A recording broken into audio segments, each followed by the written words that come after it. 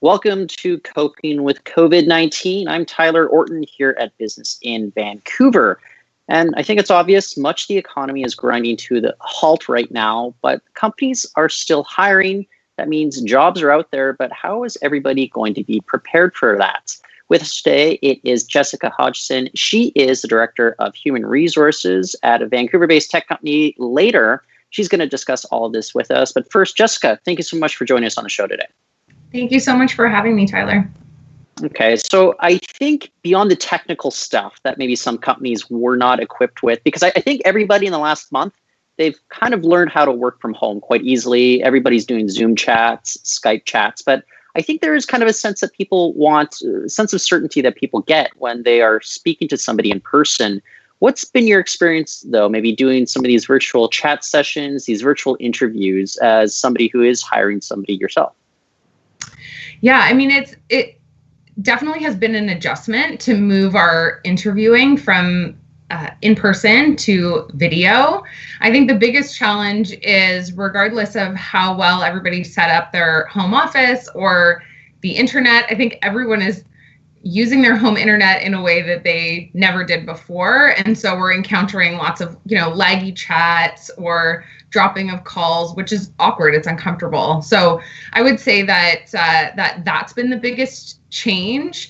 And we've had to just kind of go with the flow and be open to, let's jump on a phone call instead and continue this in another method and try to make it work.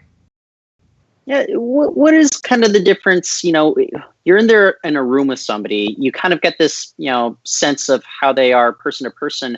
I don't know. I sometimes get that sense with video. Sometimes I don't. So what's been your experience with kind of that video versus in-person experience?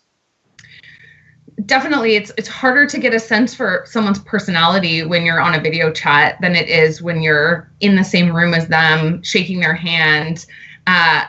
So for sure, we've had trouble with that. I think there's has to be more of an investment in small talk, getting to know the person, chatting, and kind of learning a little bit more about them from the beginning before you dive into business. I think, when you're on a video call, it's easy to get right down to it and have an agenda and want to cover it off. But taking that time and making the investment and getting to know the person a little bit more it seems to be paying off in spades for us in recruitment. The other thing that you always hear about is making sure somebody's a good cultural fit for a company. With the work from home stuff that's going on, how much of a consideration is it now? How much do you have to kind of adjust things as well? Because there's going to be different expectations. If you're working from home, you're not able to collaborate side by side with people at the moment. Yeah, this is a funny situation because in a lot of cases, I think we've hired probably 10 people since we started fully remote in mid-March. And we're hiring someone who's going to be capable of working remotely now, but then down the line, we're going to be asking them to come into the office and work with us in our HQ in Vancouver. So, we need someone who's able to do both, whereas before we weren't necessarily asking for that. So we are asking people about their experience or their comfort level working remotely. But I'm trying not to put too much pressure on it because what we're really looking for is someone for when we return to business as usual that is going to be able to sync with the team and work effectively with all of us in the office in Vancouver when eventually we get back there. Yeah, so I'm also curious if we go to the other side of things. Let's say I'm a potential employee.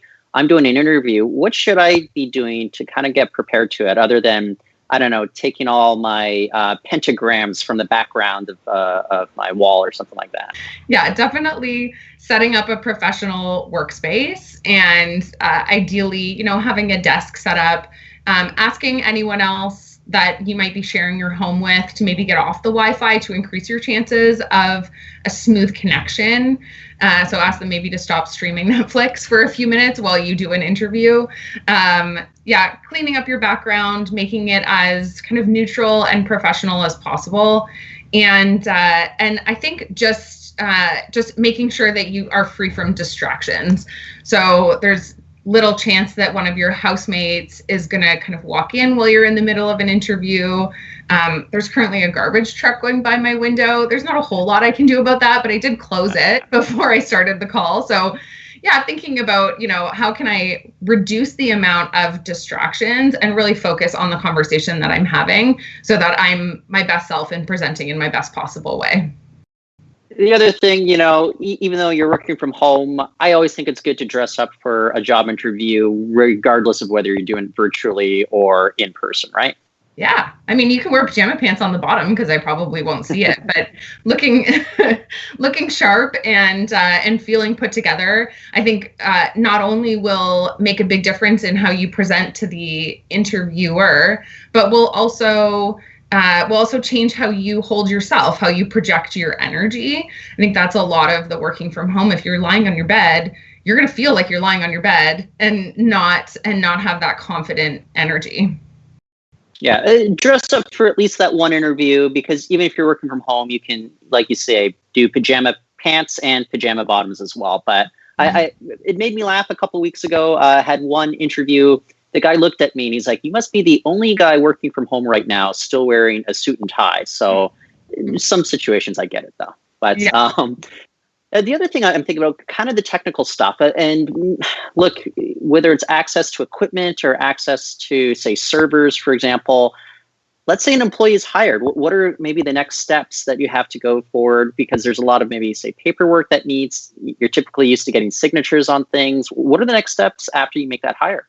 Yeah, so luckily we are, as a business, fully cloud-based. So even for a developer hire, we don't need much other than a computer and a strong internet connection. So we have very quickly turned all of our signature to digital signature. So we use a program called DocuSign.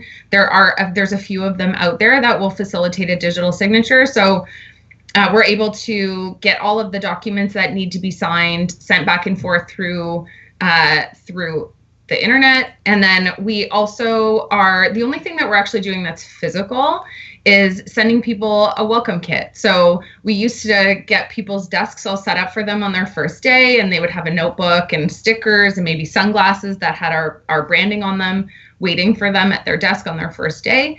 And so now we're sending that to them, and it's arriving hopefully on their doorstep before or on the day of their first day, so that they really feel that sense of welcome. In terms of hardware, we actually all have our own computers. So we don't provide laptops. We ask employees to provide their own. So we just say, use your laptop that you already have at home, or get yourself one that will allow you to do the job well. And so people are just having their laptops kind of shipped to their home and turning it on and getting started. So let's say you're a small business. I don't know, you're an auto body shop, or just somebody who's not yet used to using technology so much. What advice do you have for somebody who realizes maybe it's time for them to start tipping their toes for the first time ever with regards to doing these virtual interviews? I would say practice using these tools online before you are engaging with a candidate. So I know my family has been doing family Zoom chats.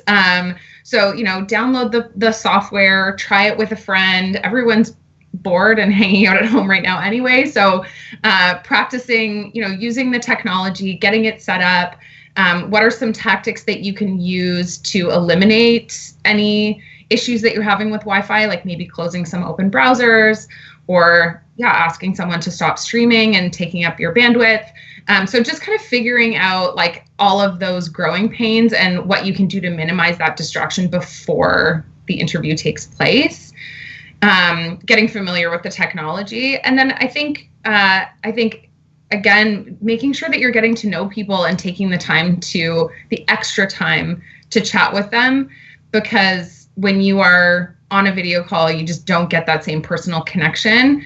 Be okay with that. So if you don't feel connected to someone in the same way that you would if you were in person, is there any other way that you can get over that hurdle so that you can feel comfortable hiring them? Because it's just never going to feel the same. Well, maybe we'll leave it off with this question here. It's a question that I've been asking everybody that I've been speaking to the last few weeks, though. But how are you holding up? How is the team over at Later holding up amidst all these big, huge changes going on? Thank you for asking that. Our team is, I think, on the whole, doing really well. So I think we realized really quickly, just because we are a cloud-based organization and we're able to pretty quickly flip our operations from in office to remote, I don't think that this is a regular work from home day. We are, trying to work from home and trying to continue operating a pretty complex business during a pretty crazy time. So we've done our best to give our employees, some flexibility, allow them to spend time with their families if they're home with families, or take a break in the middle of the day and go for a walk. So being open to different ways that people are managing this, I think, is going really well. And just checking in with them regularly. So making more time to see how people are feeling, if there's anything we can do to support them.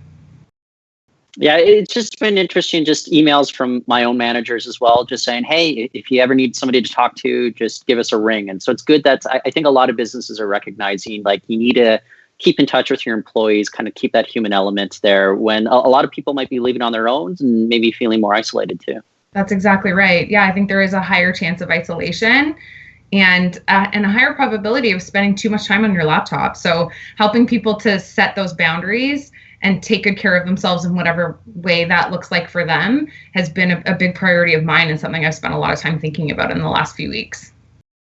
Well, excellent. Jessica, I really appreciate you taking time to kind of fill us in and all the things that we need to know with regards to hiring amid a pandemic. It's my pleasure, Tyler. Thank you so much. Thank you. That's Jessica Hodgson. She is Director of Human Resources at Later. And that is it for today. I'm Tyler Orton, and we'll be back next week.